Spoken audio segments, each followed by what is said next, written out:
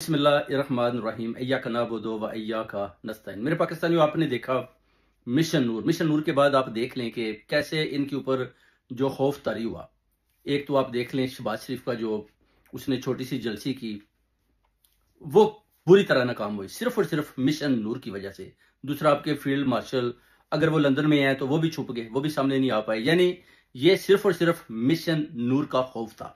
Mission नूर को stop करने के लिए एस्टेब्लिशमेंट ने पूरा जोर लगाया, मगर अब एस्टेब्लिशमेंट अदारों के अंदर भी कुछ सिस्टम चल रहा है। जर्नैल जो है पीछे से भरपूर भरपूर मुखालफत कर रहे हैं फील्ड मार्शल की। वो कहते हैं या तो फील्ड मार्शल इस्तीफा दें। लंदन गए हैं क्योंकि लंदन में भी अगर वो एशियन कम्युनिटी का सामना नहीं कर पाए, एशियन कम्युनिटी का सामना करने से घबराते हैं।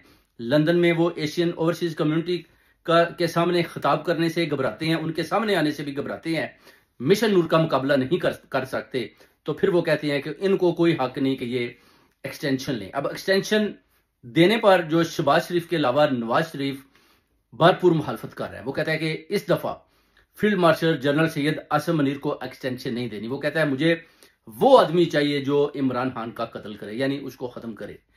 और जो मैंने इसको ड्यूटी लगाई कि आप इमरान खान को खत्म करो, तो general Syed Asim Munir field marshal ने उस पर बिल्कुल ना कर दी कि मैं इसकी पार्टी को तो जितना भी बोले उनके ऊपर जुल्म कर सकता हूँ, फस्तायत और बर्बरियत करवा सकता हूँ, मगर अगर आप बोलें कि इमरान खान का कत्ल कर दिए तो ये मैं नहीं कर सकता। जिस पर नवाज शरीफ का जो अगला मिशन है वो ये है कि जनरल सैयद आसिम मुनीर को एक्सटेंशन नहीं देनी, फील्ड मार्शल को खत्म करना है और उस चीफ ऑफ आर्मी स्टाफ उस आदमी को लाना है जो आते ही बहुत ज्यादा प्रेशर खान साहब के ऊपर डाले और खान साहब की जान का दुश्मन ना बने बल्कि खान साहब को जान से मारे। अब नवाज शरीफ की ये सोच है, मगर field marshal general Syed Asim Munir कहते हैं कि मैंने इमरान खान को नहीं मारना।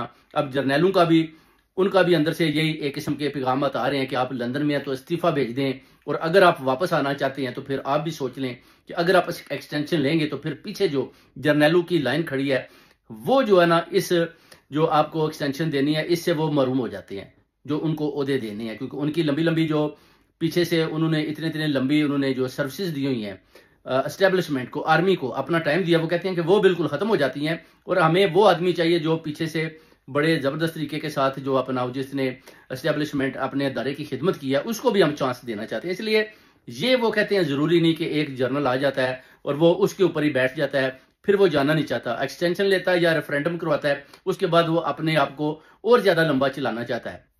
इसमें भरपूर मुखालफत हो रही है। नवाज शरीफ क्यों चेंजिंग चाहता है? नवाज शरीफ चाहता है कि जो भी नया चीफ ऑफ आर्मी स्टाफ आए, एक तो वो मेरे साथ ये डील करे कि जो प्राइम मिनिस्टर बनाना है वो मरियम नवाज शरीफ को बनाए, और उसके बाद जो मुझे भी बड़े बड़े उहदे सदारत दे और शहबाज शरीफ को भी इधर से पीछे करे। जैसे कि शहबाज शरीफ अभी आप देख लें जैली वजीर आजम फ्रंट पर है, और इस तरह के जो ना अभी आपस में इनके मुज़ाकरात हो रहे हैं और अंदर से बहुत बड़ी मुखालफत हो रही है field marshal general Syed Asim Munir की। और जर्नैलों ने यह भी दावा किया है कि हम बहुत जल्द general Syed Asim Munir field marshal से इस्तीफा ले लेंगे। अगर इस्तीफा ना लिया तो फिर इनको एक्सटेंशन नहीं मिलेगी और उस आदमी को सामने लाया जाएगा जो इसके काबिल है।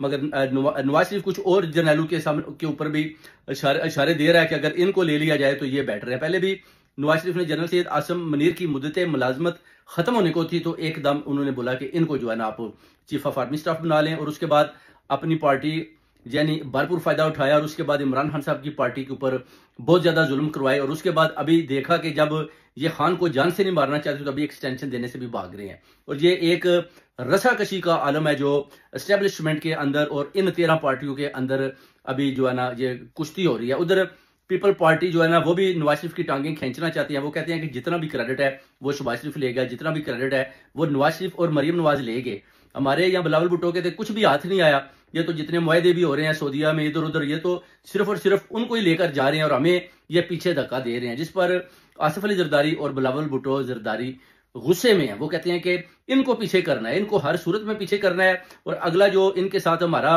मुआहदा हुआ है कि बिलावल भुट्टो जरदारी को प्राइम मिनिस्टर बनाएंगे, और अगर अभी ये मरियम नवाज को बनाते हैं तो फिर ये सरासर जाती है और जुल्म है। मगर आपको पता है मेरे पाकिस्तानियों, जर्नैल है, जर्नैल का यही होता है कि वो एक पार्टी को यूज करते हैं, जो उनके साथ चलता रहे उसके साथ उतनी देर ही चलते हैं जितनी देर तक उनको उस आदमी की जरूरत होती है या उस पॉलिटिकल पार्टी की जरूरत होती है। जब उनकी जरूरत पूरी हो जाती है तो फिर वो अगला चांस उस पार्टी को देते हैं जो उसके मुखालिफ होती है, और फिर उसको भी इस्तेमाल करके देख लेते हैं कि इसमें इनके साथ चलने में हमें कितना फायदा है और कितना नुकसान है। और इस तरह का जो है ना, आप देख लें, एक किस्म का सिस्टम और निज़ाम पाकिस्तान के अंदर चल रहा है। मगर मिशन नूर ने इन सब को, इनको हिला के रख दिया। ये डरे हुए हैं, छुपे हुए हैं। अब देख सकते हैं कि जनरल सैयद आसम मुनीर लंदन में है, मगर लंदन में रहकर भी वो छुप गए हैं, क्योंकि उन्होंने मुकाबला नहीं किया एशियन कम्युनिटी का, ओवरसीज कम्युनिटी का सामना नहीं किया। यही हाल शहबाज शरीफ का था और यही इसहाक डार का था कि वो अंदर जो गुलछड़े उड़ा रहे हैं वो आपके सामने हैं, और कैसे इधर उधर भाग रहे हैं। और लोग सिर्फ और सिर्फ जो चांद गए हैं वो सोच रहे हैं कि चलें जनाब खाना शाना है, खाते हैं, देखते हैं कि इधर क्या बकवासियात हो रही हैं।